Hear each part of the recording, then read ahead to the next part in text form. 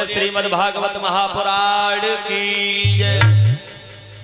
मेरे श्रोता बंधुओं, हे राजन परीक्षित, काम क्रोध मद हिंसा को गमन करते हुए सांसारिक मोह माया को छोड़ते हुए कथा की तरफ ध्यान देना, मृत्यु के भय को मन से निकाल देना। और जीवन में एक चीज सत्य है तो वो केवल एक ही है, वो है आदमी की मृत्यु। जो इंसान जन्म लेके दुनिया में आया है तो उसे एक ना एक दिन छोड़ के जाना पड़ेगा। और देखिए हमारे गोस्वामी तुलसीदास बाबा ने रामचरितमानस में लिखा है उत्तरकांड में, देखो हम तुम तो एक इंसान हैं और एक पक्षी दूसरे पक्षी को समझा रहा है। जिस समय काग भसुंड जी में और गरुड़ जी में संवाद हुआ है आपस में, तो गरुड़ जी ने कहा काग भसुंड जी से कि महाराज जी आप ये कहते हो भगवान राम ये भगवान है, तो मेरी एक बात समझ में नहीं आई है, कैसे भगवान है? दुनिया के बंधन को तो ये काटते हैं, लेकिन जिस दिन नागपाश में लंका में इनको बांध लिया तो इनके बंधन को मैंने काटा था। तो उसी समय काग भुसंड जी ने कहा रे गरुड़ जी, इसमें तुम्हारा कोई दोष नहीं, तुम्हें माया घेर रही है और जिस माया को तुम्हें घेरा है उस माया ने मुझे भी घेरा था, लेकिन माया ने मेरे ऊपर कब असर कम करना चालू किया है। और तब गोस्वामी तुलसीदास बाबा चौपाई लिख रहे उत्तरकांड में बेटा, और काग भुसंड जी बता रहे हैं गरुड़ जी के लिए, अरे जब से न व्यापी है मोकू माया,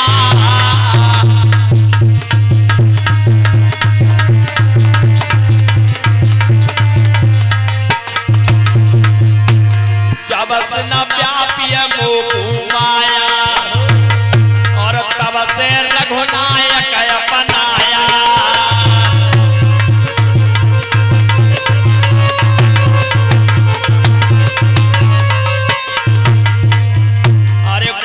चरित में तुम्हें सुनावा और जिमहर माया मोए न जावा।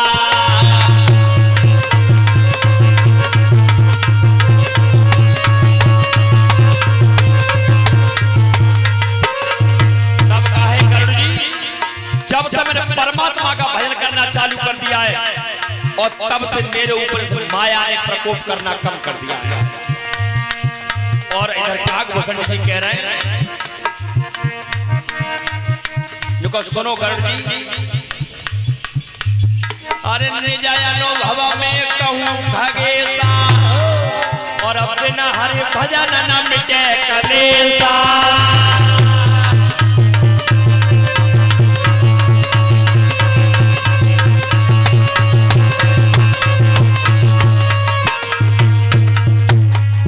अरे जाने बिना न होए परतीति, और बिना परतीति होए ना प्रीति।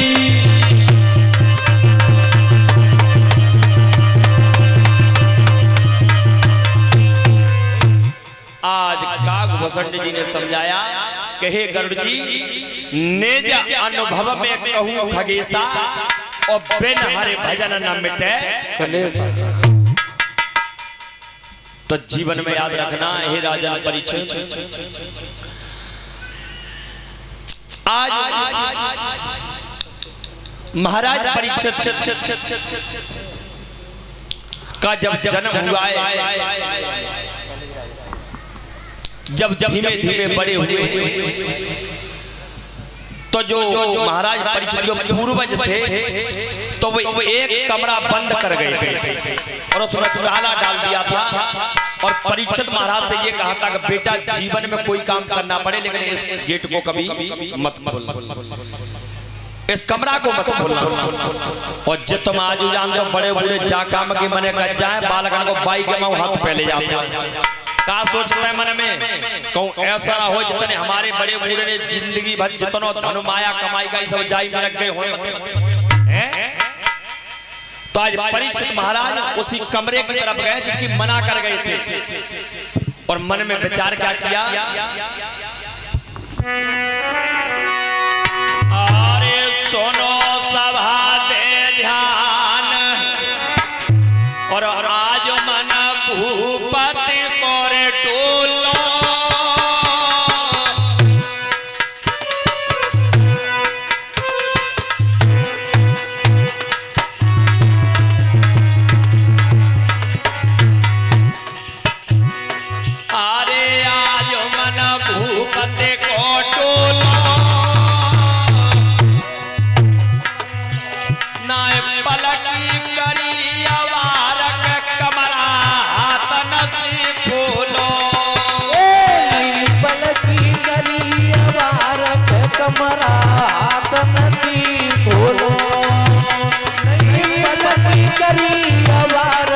कमरा हाथ नसी खोलो।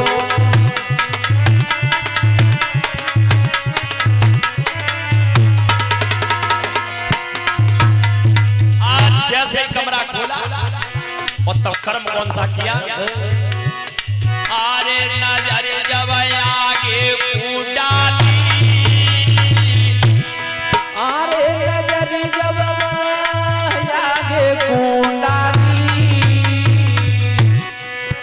और देखता चारों ओर कमरा दिख रहे खाली। देखता चारों ओर कमरा दिख रहे खाली। तब देखता चारों ओर कमरा दिख रहे खाली।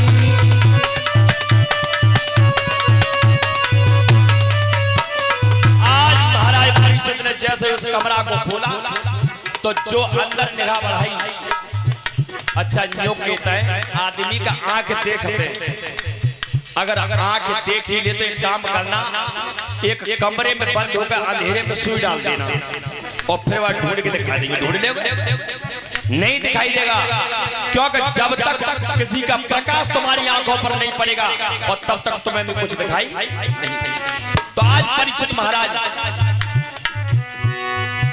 जब अंदर घुसे, जब कुछ नहीं दिखाई दिया और तब दूसरी ओर नजर डाली तो हुआ क्या? अरे देखे रहे भीतर कौन नक्शा, अरे देख रहे भीतर कौन नक्शा, और देखत नजरी उठाई धरो एक कोने में बक्सा।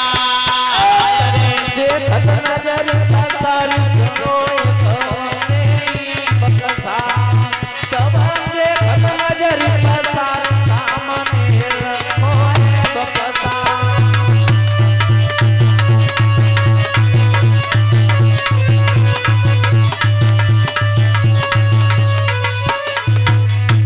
आज जो महाराज परीक्षित की नजर गई तो बकस रखा हुआ था कोने में। परीक्षित महाराज ने जाई के लिए डोकर मने करते कि जाए मत खोलियो, तो जितनो हनुमान व सब जब बकस में और तब कर्म कौन सा किया? अरे आज मन भूपति को डोलो, अरे आज मना भूपति को डोलो, नाय पलकी करिए देर का कमरा हाथ न से खोलो। पलकी कीनी तेरा कमरा हाथ नसी खोलो। नहीं पलकी कीनी तेरा कमरा हाथ नसी खोलो।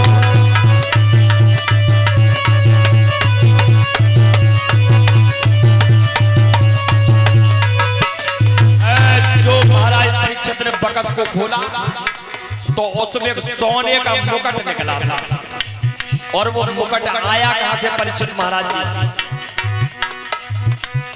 अरे जीत के मगध देश आए, ईद की मगध देश आए, और जरासेंध कुमार मुकुट को भीमसेन लाए। जरासेंध कुमार मुकुट को भीमसेन लाए। अरे जरासेंध कुमार मुकुट को भीमसेन लाए।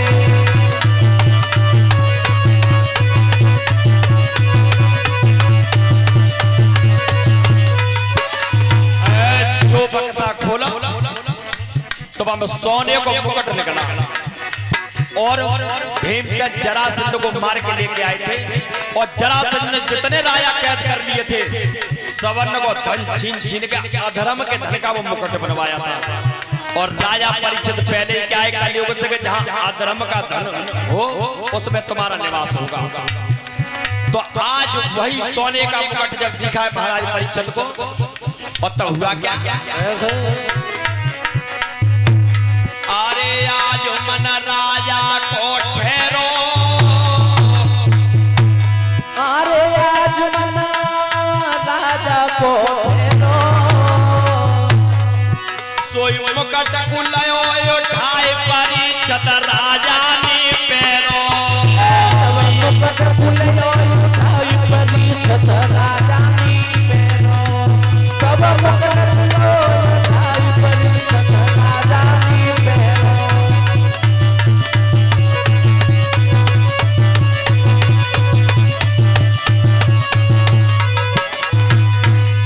मेरे भैया वो अधर्म का धन का जो मुकुट बना हुआ था।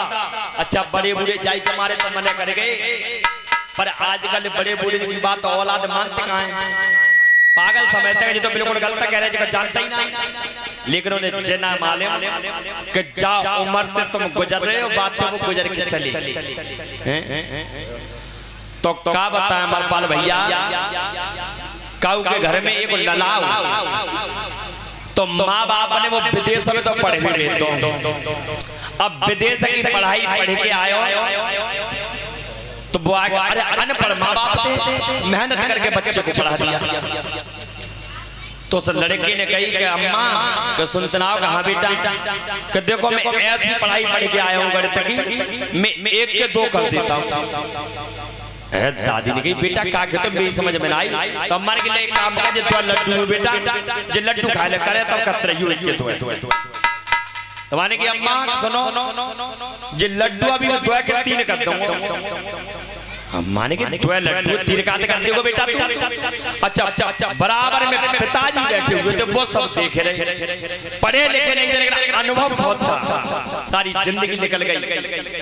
तो वह बच्चा ने कही कि सुन नहीं जाएगा मैया का देखो एक जो तुम्हारा और एक जो पापा को 2 और 2 और 1 3 2 करी ना समझी के का क्या 2 करने का लला कि वो ना समझी पर मैं समझ गो।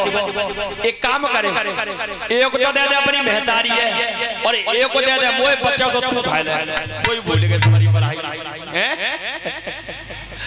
तो जीवन में याद रखना कभी भी माता पिता को कभी पागल मत समझना। अच्छी बात है तुम पढ़े लिखे हो, लेकिन इतनी बड़े बाल के बनाते के पढ़ा करके तुम्हें बड़ा कर दिया, तो जिस उम्र पर तुम गए हो उससे कई गुना आके उनका अनुभव है।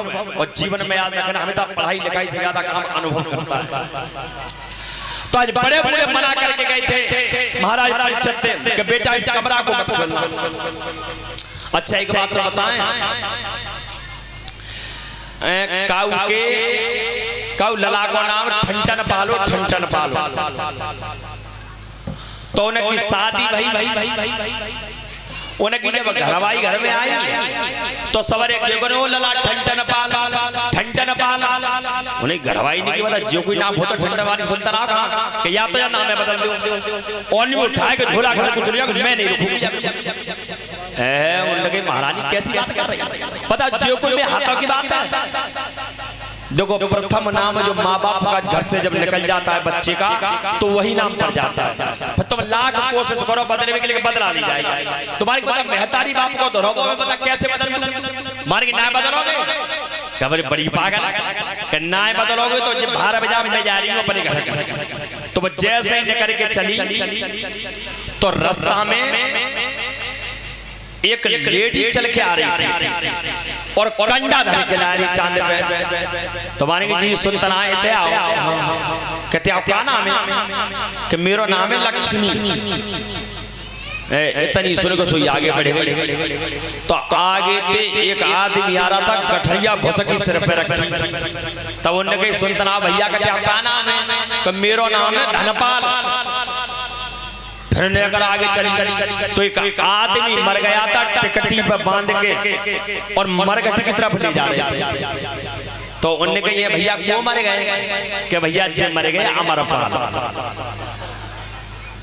अच्छा तब उन्होंने कई ठंडल वाली घरवाई ने कंडा भी ने लक्ष्मी और भुस ढोबे धनपाल और अमरपाल से मर गए ताते तो हमारे अच्छे ठंडन। जीवन में याद रखना मेरे श्रोता बंधुओं, आज महाराज परीक्षित को समझ आया था कि उस कमरा को मत भूलना, लेकिन नहीं माने। और महाराज कलयुग की वचन पहले ही दिया कि अधर्म का जो धनोय बा में तुम्हारा वास होगा। तो आज वही जो भीमसेन जरासंध को मार करके मुकुट लाए थे, अधर्म की कमाई का बना हुआ था, तो वही मुकुट सिर पर रखा और घोड़ा पर सवार होकर जंगल में गए। और तब हुआ क्या है,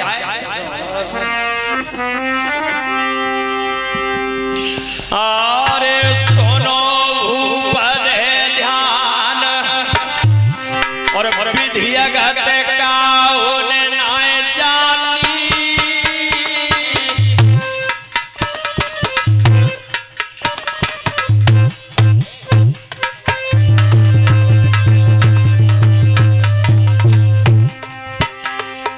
अरे विधि अगत काउन नाय जानी, राजा को लगी रही प्यास मिलो न पीवे को पानी। राजा को लगी रही प्यास मिलो न पीवे को पानी। राजा को लगी रही प्यास मिलो न पीवे को पानी।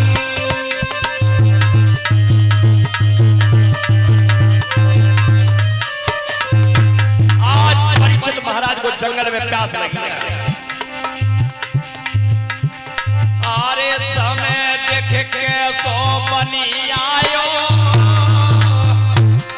अरे समय देखी के सो बने आयो। पीपे को मिलो नाई नीर भूप तब आगे बढ़ आयो।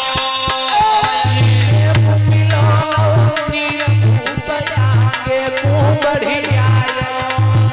पीबे मिलो नीर भूप आगे को बढ़ी आयो।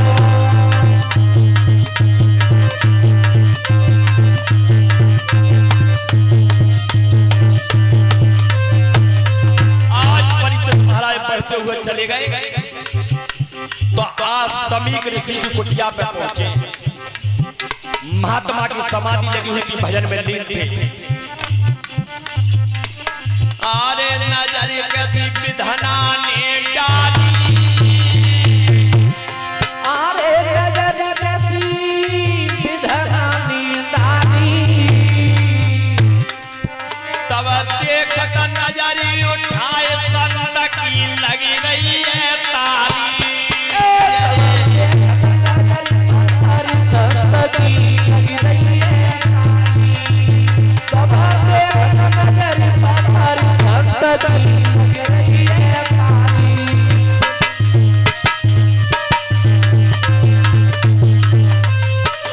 आज महात्मा बैठे हुए थे, भजन में लीन थे और राजा परीक्षित को कलयुग सवार था।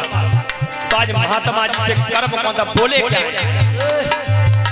कहता घन बोल रहे पानी।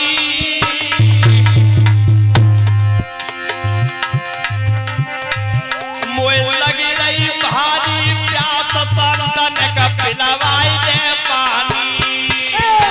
लगी रही भारी प्यास संतन का पिलवाई दे पानी। भैया लगी रही भारी प्यास संतन का पिलवाई दे पानी।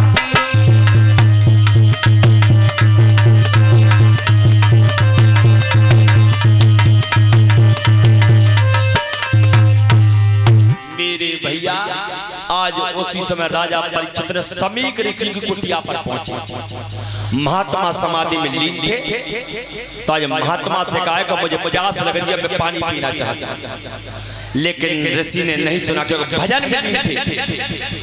तो आज महाराज परीक्षित को क्रोध आया कि मैं राजा होकर के मेरा अपमान किया है संत ने, मैं पानी के लिए कह रहा हूं फिर भी नहीं सुना। उसी समय मरा हुआ सर्प उठाया और समीक ऋषि के गले में डाल और डाल करके जिस समय परीक्षित महाराज लौट के घर पे आए, तो आज जब समीक ऋषि के बेटा थे जिसका नाम था लोमक ऋषि, और जब उन्होंने देखा कि राजा परीक्षित अपने अहंकार के मद में मेरा पिता का अपमान करके गए हैं संत का, तो जल उठा कर श्राप दे दिया कि जिस पंथ के द्वारा नाग वंश के द्वारा मेरे पिता का अपमान किया है, इसी नाग वंश का नाग आज के 7वें दिन राजा परीक्षित को डस लेगा और उनकी मृत्यु हो जाएगी। आज जब जैसे ही श्राप लगाया, समीक ऋषि के जैसे ही नेत्र खुले और तब कहे अपने बेटा तक, बेटा तुमने ये क्या किया? राजा परीक्षित जैसा राजा अब तो जीवन में कभी दोबारा नहीं मिलेगा। कर्म केवल इतना बिगड़ा है उनके कलयुग के बैठने से। बेटा एक काम करो, अपने श्राप को वापस ले। आज जब इतनी बात कही और इधर राजन परीक्षित ने और जैसे ही सिर से मुकुट को उतारा, और जैसे ही सिर से मुकुट को उतारा और उतारने के बाद तब बुद्धि पलटी है महाराज परीक्षित की गई, ये मैंने क्या किया? संत का अपमान कर दिया, संत का अपमान किया है मैंने। आज उसी समय महाराज परीक्षित जब लौट के गए हैं और तब कहा है समीक ऋषि ने कि बेटा राजा परीक्षित ऐसा दुनिया में कोई राजा पैदा नहीं होगा, अपने श्राप को वापस ले। तो उसी समय कहा कि पिताजी सुनो, बंदूक से निकली हुई बोली और संत के मुंह से निकली हुई बोली कभी वापस नहीं होती। लेकिन एक उपाय बता रहा हूं, महाराज परीक्षित अपने अर्धांगिनी के साथ में और गंगा जी के किनारे और बैठ कर श्रीमद् भागवत का पाठ कथा कराएं और उसे श्रवण करें, तो ये मेरे श्राप का तेज कम हो सकता है।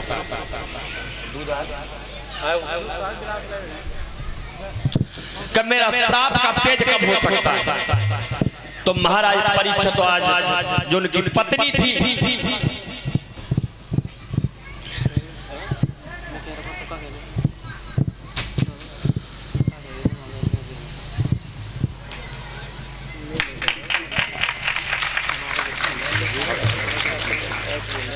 इधर आ जाओ।